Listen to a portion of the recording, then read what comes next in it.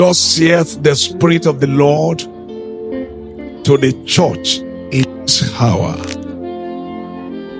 I have not called you to be financial managers of religious systems.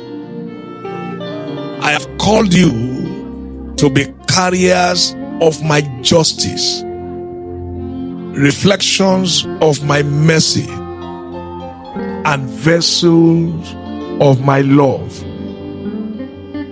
The tithe was given as an expression of covenant trust, not as a replacement for covenant character.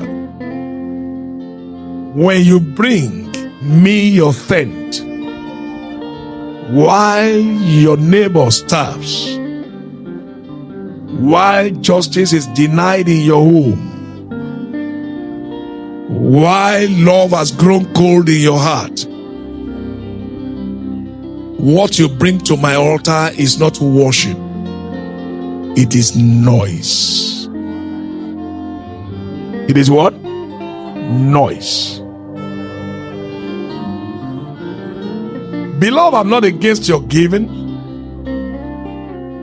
I am against your giving being a substitute for your transformation. Return to mercy.